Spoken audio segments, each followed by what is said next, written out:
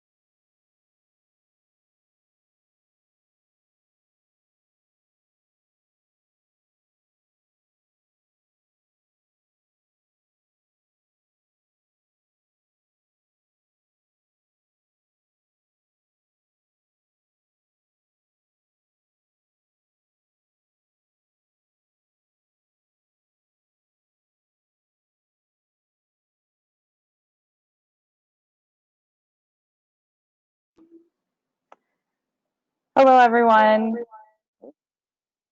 Got to mute our other microphones in the room. My name is Kylie, and welcome to the second Tell Talks webinar. This is part of our weekly series or our monthly series of webinars that are based on interest areas that we've heard specifically from you, the leaders of early childhood throughout the state.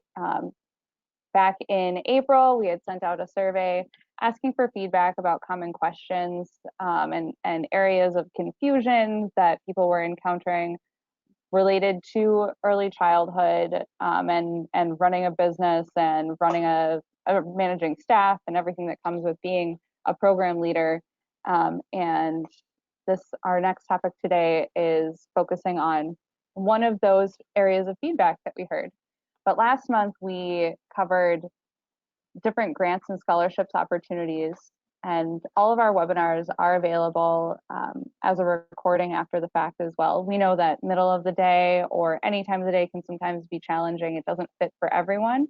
So if you're ever interested in a topic of one of these webinars and unable to attend the live recording of it, we do send out an email recap after the fact. But here are some facts from our last one. We went through different scholarship information about the TEACH program. We showed the TEACH calculator and shared information from Erin Young, the Grants and Scholarships Coordinator, as well as myself, the Workforce Advising Coordinator.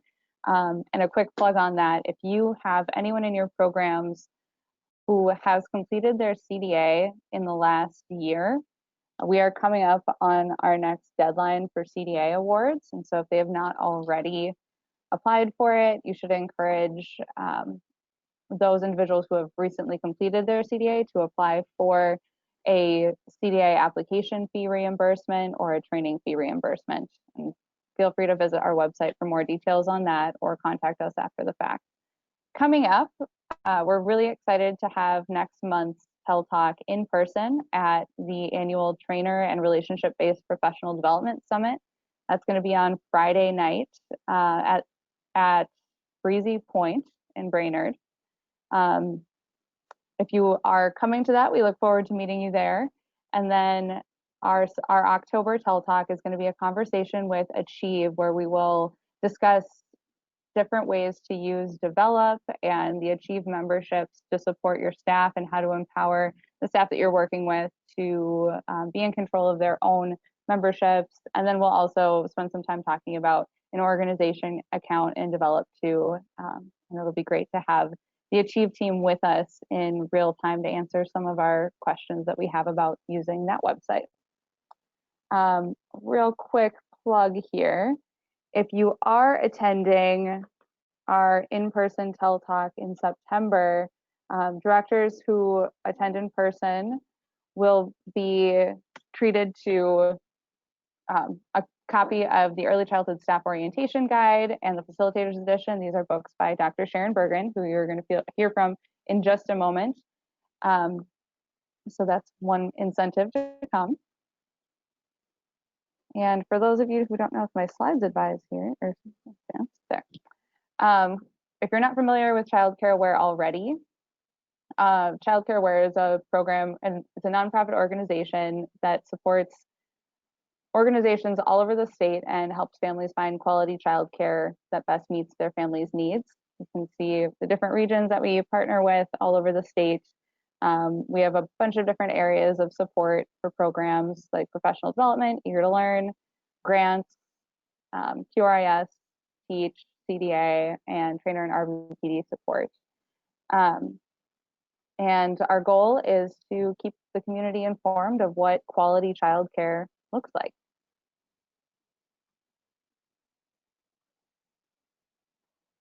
Our team here at the coordinating office, working to get these Tell Talks up and running and bring you the important information that you need, myself and the Nikki Graf, the Professional Development Advisor for Accredited Childcare Programs, and Nikki Lepowski, the Quality Improvement Coordinator.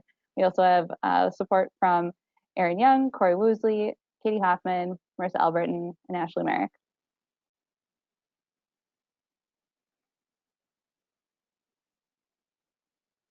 All right, so without further ado, are there questions before we move on? Okay. Okay. So without any further ado, I'm going to pass the screen over to Dr. Sharon Bergen, and she will be leading us in our conversation today about professional development for directors and administrators.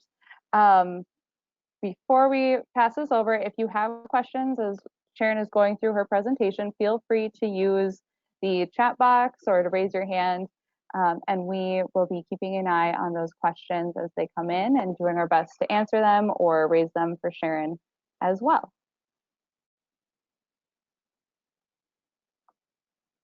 All right. Now, Sharon, it should be over to you. There we go.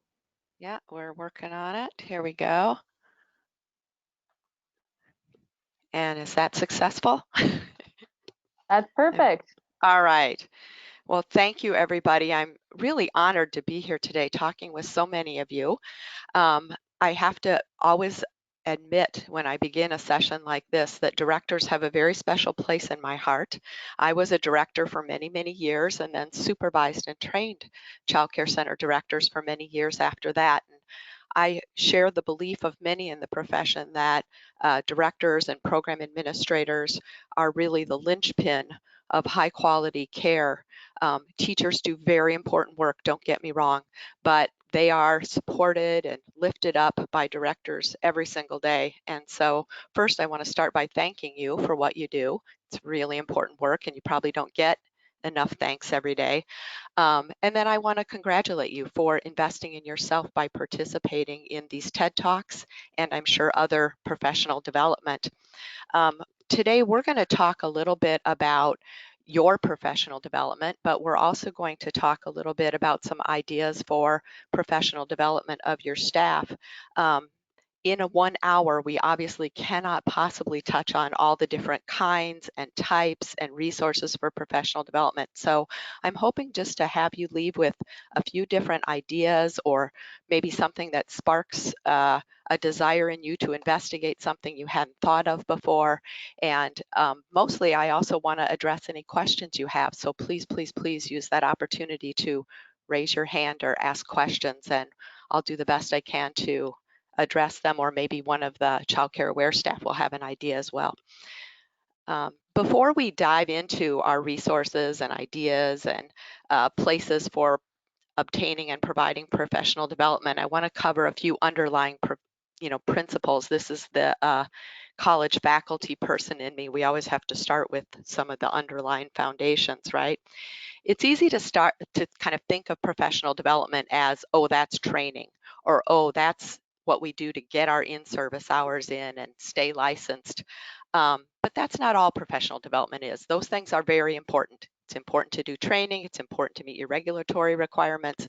But professional development is really much more than that, whether it's your professional development or the professional development of your staff. It really is both an opportunity and an obligation that you take on when you become a professional or when you join a profession.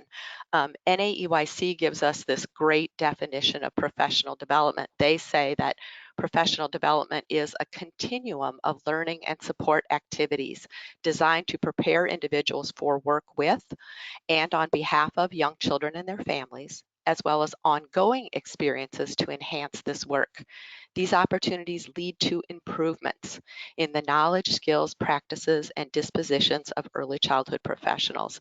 And I highlighted a few of these words in red because I think these are the parts that that for me really stick in my mind and I hope really make a difference to you too. And first I highlighted learning and support activities, and I think it's important to remember that professional development certainly can be sort of typical training, what we think of as training, going to a conference, going to a workshop, going to a training session, but it also can be other kinds of learning and support activities. It can be mentoring, it can be coaching, it can be self-study. So really that professional development is this big continuum of possibilities or activities.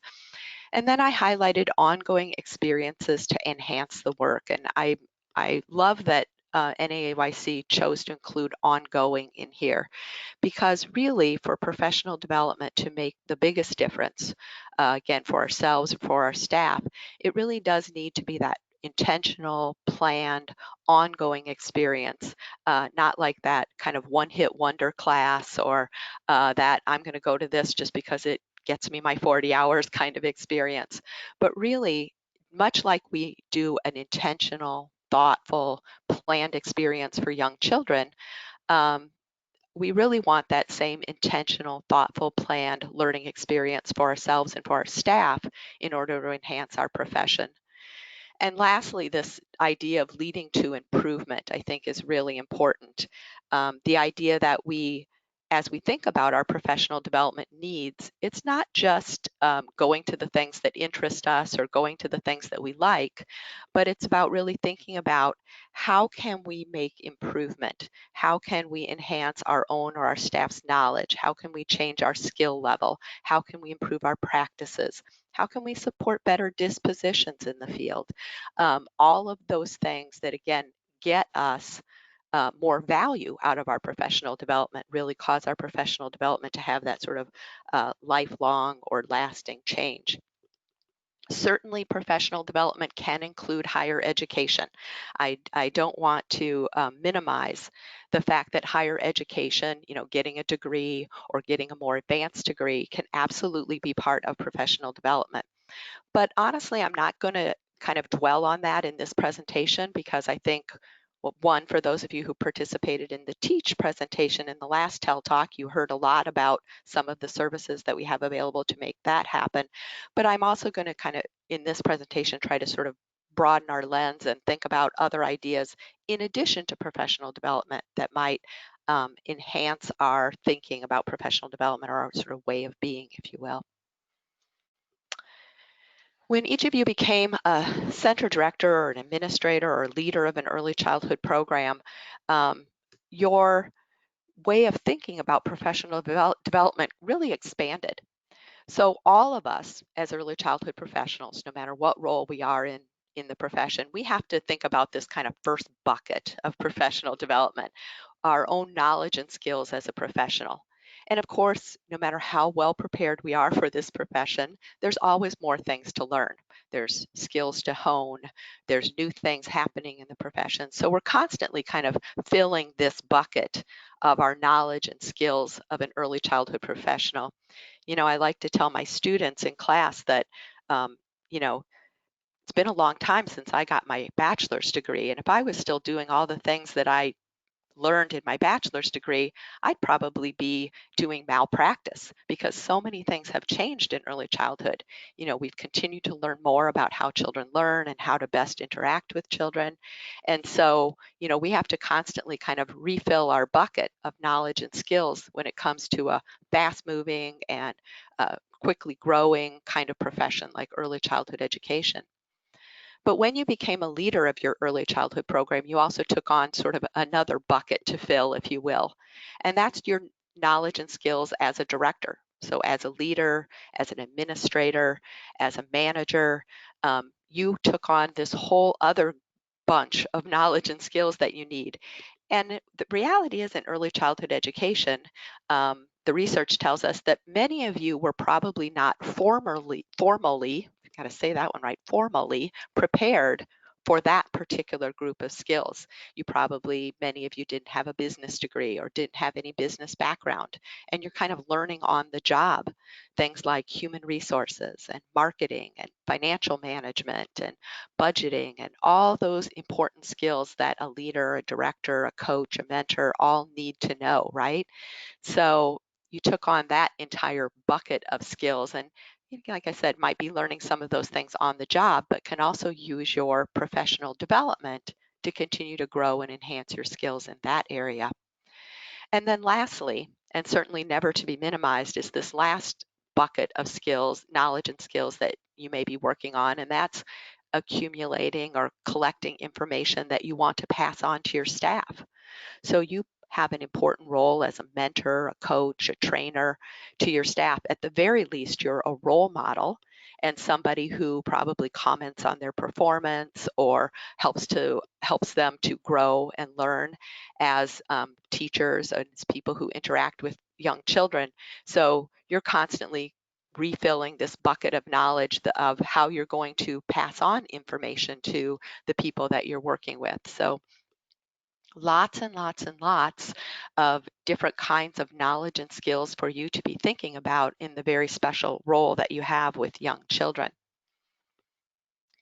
The reality is that if we're going to get the most out of both our own professional development and the professional development that we do with our staff, we have to think beyond just hours. Don't get me wrong, getting those hours are important, but we need to constantly understand what NAIC told us in that definition are those opportunities that lead to improvement. Remember that professional development has the word develop in it, right? It's about helping ourselves and our staff develop. So if you kind of look at these two boxes, I like to use this as my metaphor for how I think about professional development and where we need to target our efforts and how professional development can help.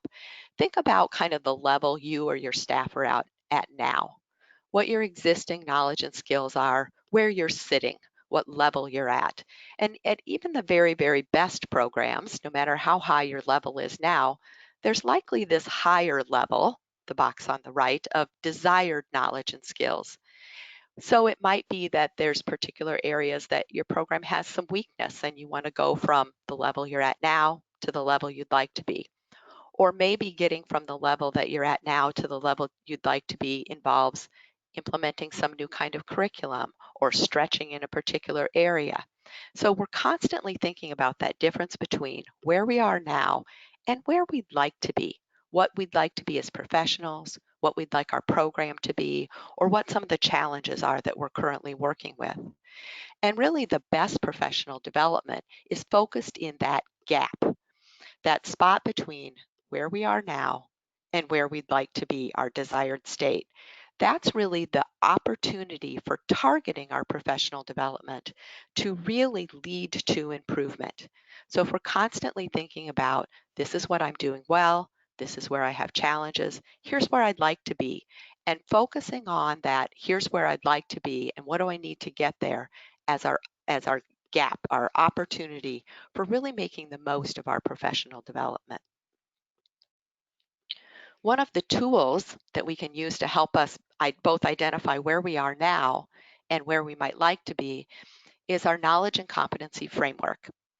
Here in Minnesota, like all states across the nation, we've developed a framework outlining the competencies, so the desired knowledge and skills for caregivers and leaders in the profession. In Minnesota, we have a collection of documents that outline this. The ones you're seeing on your screen are the examples of the competency frameworks for preschool and school programs, center and school programs. There are also an infant toddler version. There's also a version for family child care programs. So there's several versions of these documents. The two you see on your screen are not the only versions. I want to call your attention to, especially to the companion guide, the one that you see in black and white here.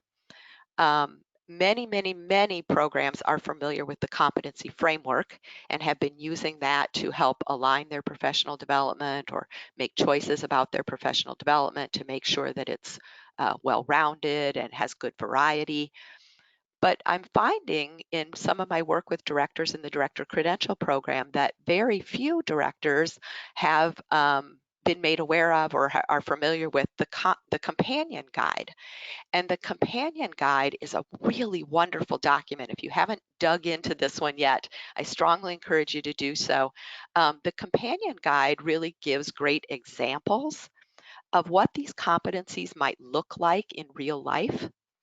And by looking at both the competency framework and the companion guide, it gives you both the opportunity and a really good tool for observing your current program, thinking about your own skills as well as the skills of the folks that you're working with, and really doing some goal setting about that desired state.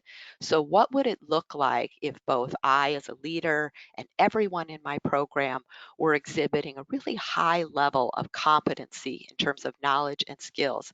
And these two documents, like I said, give us a really strong foundation for what that might look like and what the depth and breadth and variety of skills are that we might need in order to be really successful in our work with young children. If you haven't discovered these documents yet, I really encourage you to take a look at them. They can be found on the MDE website as well as the DHS website. They're pretty readily available or pretty easy to find. But again, hopefully you'll find those documents helpful. Some other documents that I just want to mention in passing are the accreditation standards for those of you working in accredited programs, the parent aware standards, and of course even your licensing regulations can also help give you kind of a good look at your existing desired state. What are we doing well? Which of these standards are we meeting? And what do we need to work on? What's our desired state look like? Before we move on to this next little piece, I'm wondering if there's any questions? Anything out there? Not at this point. We Nope. haven't had too many. Okay, great. Good. Then we'll just keep moving for time's sake, right? Um, so bottom line, or basically what the research tells us about making the most of professional development, or making sure we're both getting our money's worth and our time worth out of professional development, is first to, again, identify those gaps in performance. Where are the gaps between where we'd like to be and where we currently are? What's that difference? Finding that gap. And then second, making sure that we have a plan to address those gaps, that our professional development has an objective. I like to talk to directors, and even when I'm working with students, about making sure that our professional development is adding up to something.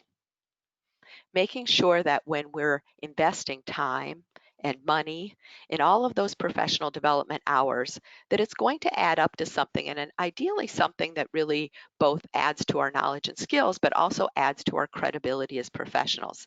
You know, naturally, this is one of the places where higher ed makes a lot of sense for either you or for your staff members. You know, if we're going to go to class, let's go to class that adds up to credits and then adds up to degrees, right? I often feel like this is one place where our colleagues in the public school system have done really somewhat better job than those of us who work outside the public school system, in that their professional development tends to add up to something. It helps move them along columns and steps in their profession. It often helps them get advanced degrees, those kinds of things. So if we think about our professional development as having a plan or having an objective, whether it's adding a new credential or adding a new aspect to our professional abilities, or resolving a problem within our program, or moving our program to a higher level of quality, we're really getting a lot more value out of our professional development. And the research shows us that it's also then doing more to help the children in our programs and our overall program quality. So as I dive into this next step, part of the presentation where we're going to talk about some examples, again, I want to acknowledge that I absolutely can't possibly address every source or type of professional development in a 1-hour presentation. And if I happen to not mention like your favorite place to get professional development or something like that, I'll apologize. But my goal was really to point out maybe some opportunities you hadn't thought of, or to connect you to some resources that hopefully can be of some value to you. So I'm going to start with what I suspect is going to be very familiar for most of you, and that's our Child Care Aware of Minnesota network, our network of child care resource and referral agencies across the state. And the fact that you're participating in this webinar leads me to believe that you have already discovered this source of professional development. So obviously the Child Care Aware of Minnesota, our child care resource and referral network, does an amazing job providing resources, support, and training opportunities across the entire state of Minnesota. So if you're here in the metro area like I am, You might think of going to training at places like Think Small as part of the Child Care Aware Network. If you're out in Greater Minnesota, you might think of Lakes and Prairie or some of the other network sponsors of professional development. And certainly this system of professional development is not only well-rounded, it certainly provides a really economic option for professional development and wonderful, wonderful variety. So face-to-face events, online options. If you've not yet discovered Eager to Learn, the online synchronous learning through Child Care Aware of Minnesota, strongly encourage you to check that out. I know I happen to teach through the Eager to Learn network also from time to time, and there are some very cold winter nights when I'm awfully glad to be sitting in front of my computer with my, fuzzy slippers on rather than out and about at face-to-face training. So um, what you're seeing here is a screenshot of the Child Care Aware of Minnesota website where it talks about if you go under the provider tab, there are lots of opportunities there again to connect you to Eager to Learn. Another resource that maybe you've discovered or maybe you haven't yet is the Anytime Learning training modules. Those Anytime Learning training modules are web-based, but they are asynchronous, which means that you can access them anytime online. And there is a growing library of topics of Anytime Learning modules. They're usually a couple hours long. You certainly get in-service hours for those, but those are a great opportunity to sort of fill in both yourself or staff on very targeted topics, and to do that in a really, really convenient and affordable way. So again, if you haven't checked out Anytime Learning yet, check that Providers tab on the Child Care Aware of Minnesota website, and you can see all of the topics that are available for Anytime Learning. So again, probably all pretty familiar with this particular source of professional development. Sharon, we do Another, have one question. I'm sure. gonna pass this over. Let's see if I can get. Let's see if I can get the microphone to work. Um, Karen, are you able to ask the question?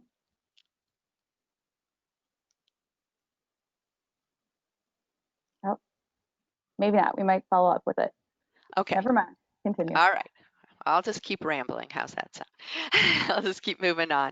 Another great source for professional development are professional associations. Professional associations, by their very definition, are devoted to the development of the profession. And so therefore, they often provide wonderful professional development, training kinds of opportunities for their members and non-members alike. Certainly the largest and most well-known professional association, though not the only one, is NAEYC, the National Association for the Education of Young Children. And here in Minnesota, their local affiliate, Minnesota AEYC, or you also might hear that referred to as MNACE, out and about. Wonderful opportunities for professional development, everything from both local and national conferences and face-to-face trainings, but also NAEYC National has recently increased their offerings of online training and webinars greatly. So again, if you haven't checked out their professional development page recently, I strongly encourage you to do so. I've got just a little screenshot of their professional development page up there, and you'll see that definition that we talked about earlier right on that page. You do not have to be a member to participate, but certainly there are some economic advantages if you're a member. When you participate in their professional development, you get a little price break if you're a member, but it's not required. I also want to mention the two publications that NAEYC produces as possible sources of professional development. Sometimes we forget that our professional reading can be a wonderful source of professional development and a great way to pass on knowledge to our staff. So whether you read Young Children, which is sort of the main NAEYC publication, or one of my very favorite publications, Teaching Young Children. Lots of great opportunities in both of those publications, again, both for your own professional development, but also for information to pass on to staff. And I want to particularly draw your Attention to Teaching Young Children, TYC. If you're not getting that particular publication, I personally find that one invaluable. The articles are a little shorter. They're targeted right at classroom staff. Lots of practical hands-on tools and tips in that publication, and also lots of tools and tips to use with parents in that publication. I find that one well worth the cost of the subscription. That comes with my NAEYC membership. So if you haven't checked out that TYC publication, by all means do that. Again, I believe you'll particularly find that helpful in terms of having some tools to share with staff and share with parents. And then lastly, the NAEYC blog is a great opportunity to learn a little bit more about a wide variety of subject areas. And you'll see on the little screenshot that I have here just some of the kinds of topics that you can pick and choose. If you want to learn a little bit of something about assessment, you can kind of dig into that blog and see some of the articles and posts and discussions related to that theme. This is a wonderful way to do some self-study or some on your own time kind of professional development. Not necessarily something you can collect in service hours for, but again, a great place to get information to fill some gaps in your own knowledge and skills, or to help gather some information to pass on to your staff. So again, a great resource. The NAEYC website, of course, is naeyc.org, and from there you can just go all kinds of different directions. So lots of great stuff to check out there. In addition to professional associations, though, you might also check out some of the agency or organizational vendors that provide professional development resources.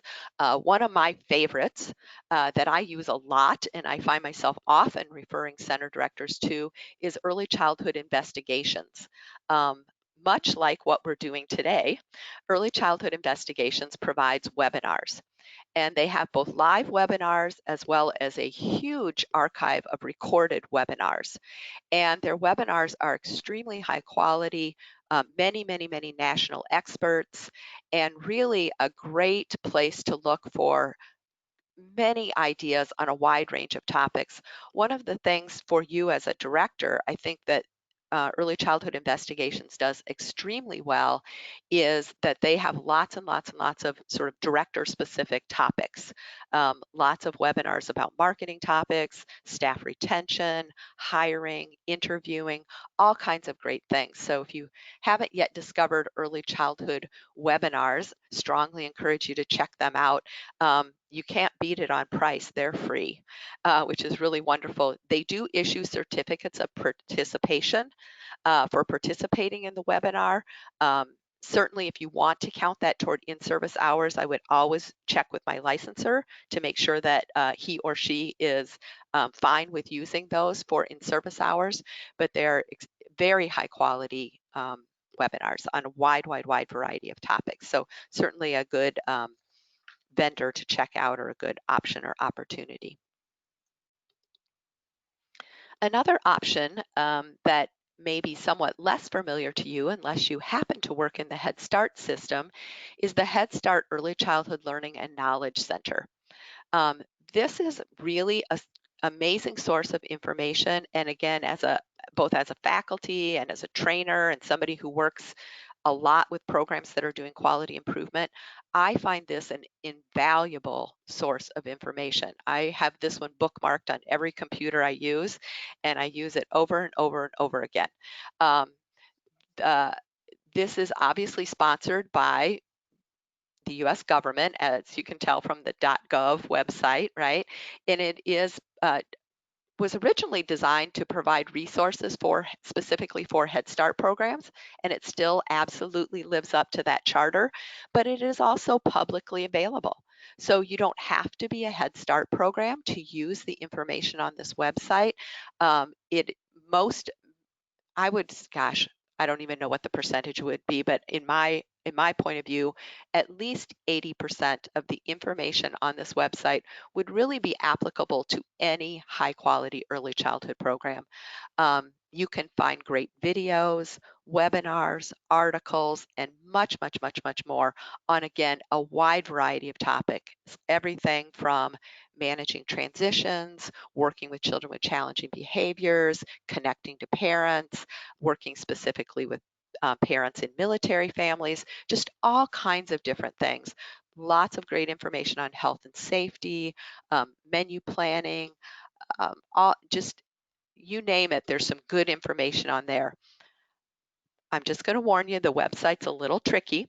It takes a little bit of digging around to find things, but once you start kind of getting comfortable with how their search function works and things like that, I know you're going to find this just an absolute treasure trove of great information. I'm sad to admit that I did not discover this until after I was done being a center director. In fact, I'm not sure it was even publicly available when I was a center director. But every time I'm on this website, I stumble on something and I think, oh, I wish I would have had that when I was working with staff on this or when I was working with staff on that. So I feel confident that you're going to find lots of resources there that you can use every day, whether you're a Head Start program or not. Lots of great stuff on that website. So let's think a little bit about you specifically. So everything we've talked about so far is kind of would work for almost any early childhood professional. But now thinking about you as a center director and some of the things that you might need or want for that second bucket of information, that director knowledge and skills. Let's think a little bit about that. Um, we are so lucky here in Minnesota to have a director credential program. Director credential programs are somewhat few and far between. Not every state has one available, and not every state values a director credential in their quality rating and improvement system. But here in Minnesota, we not only have a director credential program, we have a really good one, and we also have a quality rating and improvement system, our Parent Aware system, that places value on directors having a director credential. So it is a way that you can sort of build up points towards your Parent Aware rating. The Director Credential Program is jointly sponsored by Child Care Aware of Minnesota and the Minnesota Association for the Education of Young Children.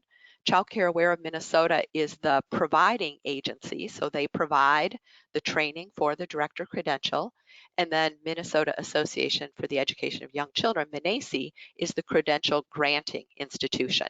So once you complete the Director Credential, you actually get your credential from MANACE, even though you do your training through Child Care Aware. So the Director Credential program uses the Eager to Learn platform, which means that it is fully online. It is a cohort-based program, and that means that you go through the Director Credential with a group of people, with a group of directors. I happen to be an instructor for this program, and I will tell you that cohort aspect of the program is huge. Directors in that I teach a course on human resources in that program, and my course is about halfway through the program. And the directors will always tell me that the connections that they've made, that the people that they've met have been one of the most amazing parts of pursuing their director credential, that they've really made colleagues that they know that they will call on and continue to network with and continue to interact with for probably the rest of their career. So it's kind of this amazing opportunity to get this group of colleagues that all understand exactly what you're going through, exactly what your day-to-day experiences are like, and kind of, you know, what it means to be a director in the trenches every day. As I mentioned, that director credential is valued in Parent Aware. It is also valued in NAEYC program accreditation. So if you're pursuing accreditation, that's another good option. It is really designed around topics that directors value and use. So there are classes on financial management, there are classes on human resources, there are classes on marketing, all of those kinds of things that help to sort of elevate your early childhood knowledge and really focus on those director or leadership skills that really every director needs. And for many of us, you know, getting that credential, adding that not only to your skills but also your confidence and your sort of your ability to tell parents with confidence that, yes, I have a director credential. I've trained to do this job. I think that gives great credibility to what you're doing every day. So if you haven't checked out the director credential, you can do that on the Child Care Aware of Minnesota website under providers and under professional development. Just check that out. An amazing program. Another option for professional development for directors is actually what I call a collection of opportunities. And those come through our partners at Child Care Information Exchange. You might be familiar with Child Care Information Exchange for the magazine they publish, Exchange Magazine. Exchange is really the magazine for center directors.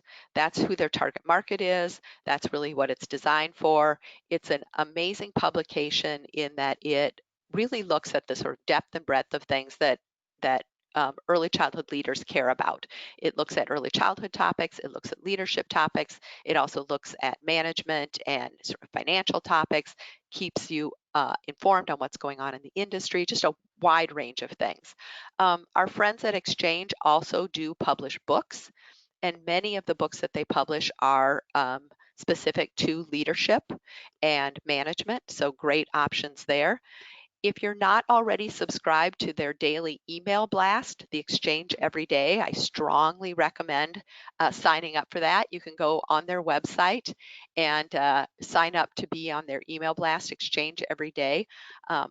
I get Exchange Every Day still, and it always just has some little idea, some little thought, some tidbit that I can take away every day. And I really, really, really find that super helpful. Some of their other services that you might be less familiar with are articles on demand. So let's say you don't subscribe to Exchange Magazine, or you have never subscribed to Exchange Magazine, but you're looking for an article on something and you just want that one article. You can go into articles on demand and purchase just individual articles.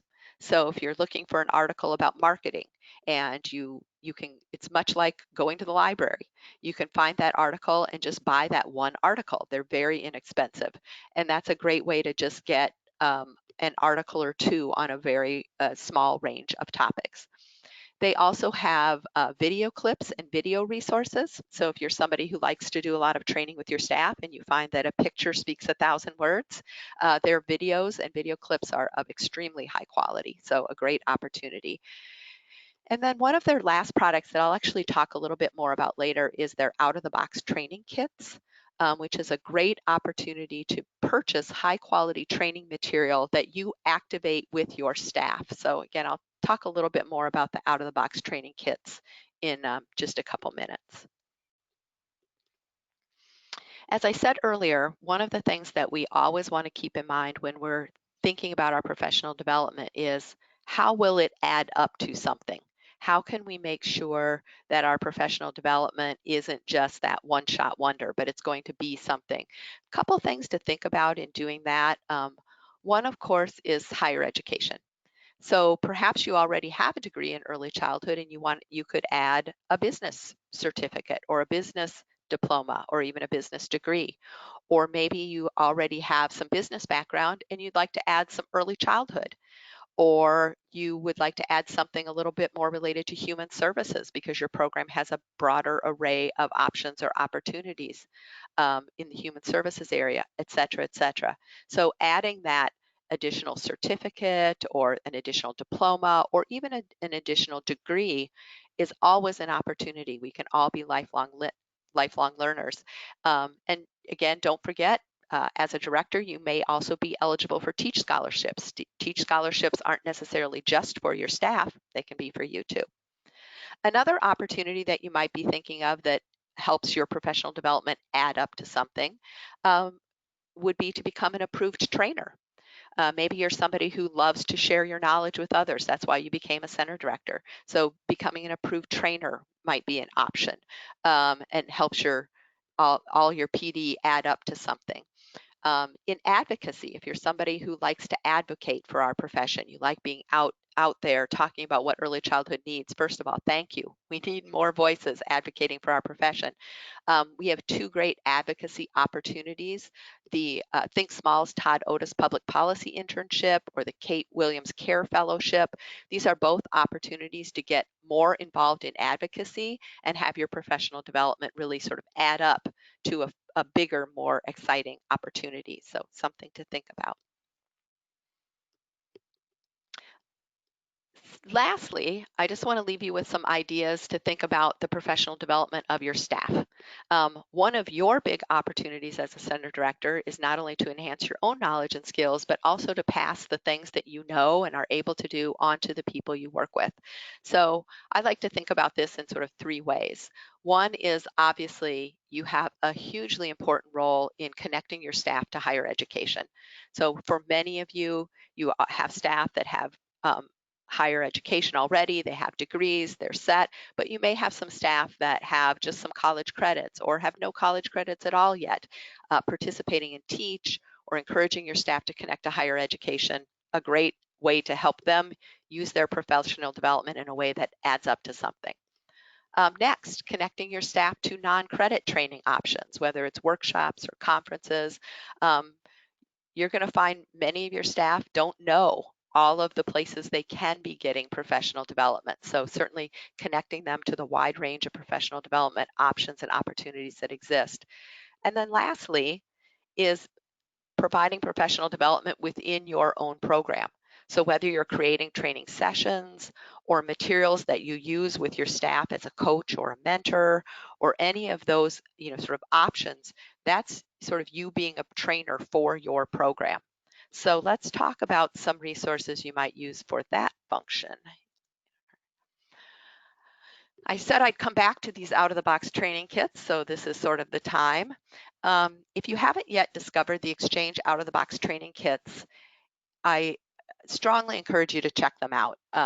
They're really a wonderful way to enhance what you might already be doing in your staff meetings or in staff training days, or if you have professional development days, those kind of things. They're meant to be turnkey, which means everything you need is in the kit. Articles, activities, handouts. It even gives you some suggestions for timing. At the same time, you can pick and choose. If you read the out-of-the-box training kit, there's parts you like, but parts that don't really resonate. You can pick and choose. Use what you like, ignore what you don't like. It really just gives you great resources to use over and over again with your staff. As you can see from the screen, they're not terribly expensive to start with, but you can also use them over and over and over again. So it really is an investment in something that you might use year after year, or you might use every few years when you're working with your staff. So lots of great opportunities there. Again, a wide range of topics. You can see some of the categories here: child development, curriculum, environment, family, et cetera, et cetera. Lots and lots of options and topics. I've used several of these in the past, and I find them to be very high quality materials, very helpful. Red Leaf Press. We're, again, so fortunate here in Minnesota to have Red Leaf Press literally in our backyard. They're a part of Think Small. Red Leaf Press is a publisher, and they publish a wide variety of books and resources for early childhood professionals, many of them for administrators just like you. So certainly you can check them out for resource information on all kinds of administrative tasks. But also, one of the things that Red Leaf Press has added to their cadre of materials recently is many, many more resources to help support training and to help support you in your role as a trainer of staff. So Kylie was very kind to mention early in the webinar the book I wrote, one of the books I wrote for Red Leaf Press, the Early Childhood Staff Orientation Guide, which also has a facilitator's edition to help you in the orientation of your staff. It's really a kind of a step-by-step orientation program, so you don't have to create the wheel every time you add a new staff member. The other thing that I'm showing here is a CD-ROM that was created for another book I wrote for Red Leaf Press, Early Healthy Children, Healthy Lives, and it is a training training materials, training resources, a trainer's guide to go along with that book. And frankly, I just use those two examples because I had the clips available, but many of the Red Leaf Press books now also have some kinds of trainer resources or supplements to help you use that material with your staff. So a really great opportunity to take some of the most high quality, well-published, well-curated materials in our profession available at Red Leaf Press and to morph them into training materials for your staff. So if you haven't checked out their resources lately, I strongly encourage you to do so. They've really been revamping and updating their publishing catalog and their collections, and lots of interesting and exciting new things happening at Red Leaf Press. So check those out. Last but not least, you know, I don't know any center directors that have too much time on their hands. And maybe you do, but I've never met one yet. But there's a number of resources out there that can help make the creation of staff workshops or staff training days just a little bit easier for you. There's no need to recreate that which already exists. So I've put a couple examples of some of my favorites here. Workshops That Work by Nancy Alexander is a great book full of early childhood workshops. So there's one on learning environments, there's one on child development, there's one on guidance. Just again, it gives you the trainer's guide, gives you activities, gives you handouts, everything that you need to just implement that workshop with your staff. So instead of having to write it yourself and create all those handouts yourself and figure out what you're going to say, Nancy Alexander's done all the work for you. So you can just go to that book. That's a Griffin House book, by the way, although it's also available on Amazon and other places. Another book that I'm just loving is a somewhat newer book by Judy Jablon and Holly Sepchola and Jana Strasser called Essential Literacy Workshops. Again, it's 10 training modules, all focused on early childhood literacy, certainly a hugely important topic in many of our programs. It comes with a CD-ROM, so you can print out the handouts. It gives you the activities. Again, they're all done for you. You could easily take this book and make it an entire day of professional development. So if you're kind of struggling with your next back to school professional development day or what your September staff meeting is going to be, those kind of books are a great place to just grab a workshop that's already been created, already been tested, and implement it with your staff. You don't have to do everything yourself. Couple other options to think about are books that aren't necessarily specific to early childhood, but have some great ideas. And I just put two of my favorites here. The Essential Staff Training Activity book, which just has kind of general staff training activities that you can then kind of morph them to fit in early childhood. There's a lot of team building activities. There's a lot of customer service activities, those kind of things. And the Big Book of Low-Cost Training Games is great for team building, for team communication, good kind of activities that are any organization of people working together would need. And I love, obviously it caught my attention because it said low cost. We're all looking for low cost, right?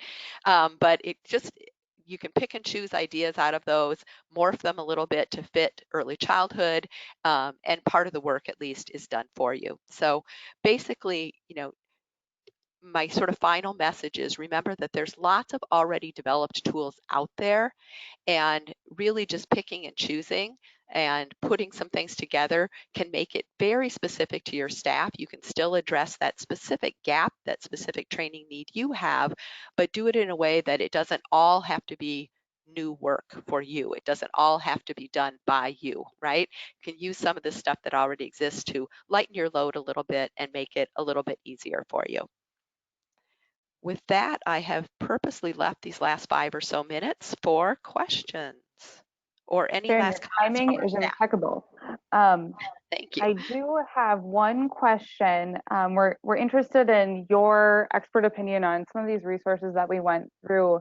Do you feel like some are applicable for family child care educators, or are there specific ones that you would highlight for a family child care educator who is the leader of their program? Right. Yeah, I would say for family childcare, I would especially look at, there's quite a few things on that Head Start site that would fit for any setting. Because as we know, in many states, Head Start programs do take place in family childcare, not just in center-based programs. We tend to see a little bit more center-based here in Minnesota, but in many other states, Head Start programs are family childcare. So there's some really great stuff on that Head Start site that I talked about that could be very helpful to you. The other one that Red Leaf Press has done more and more for family childcare. There's a lot of great opportunities to look at there in their sort of collection that is specific to family childcare. If you're going to use some of the materials like the out of the box training kits or the workshops that work, or those kind of materials with family childcare, you're going to have to customize it a little bit. Those tend to be a little bit more center based, but they certainly could be adapted, I think, with relative ease to work in a family childcare setting as well. Does that help? Yes, definitely. Great. Thank you. I do want to, as if there are any questions coming in, please feel free to type them, or you can raise your hand and I can switch the mic over. I do want to plug that with a lot of these different professional development questions, every program in the state has access to a professional development advisor. Yes.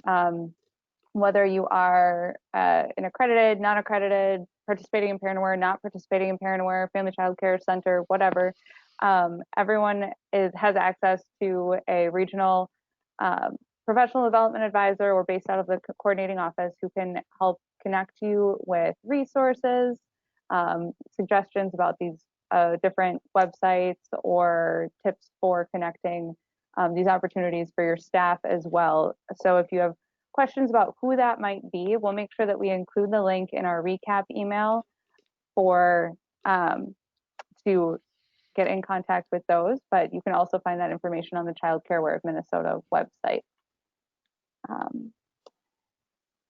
And Karen, thanks for adding that. Karen added that we find that time management and financial management are especially applicable for family child care owners.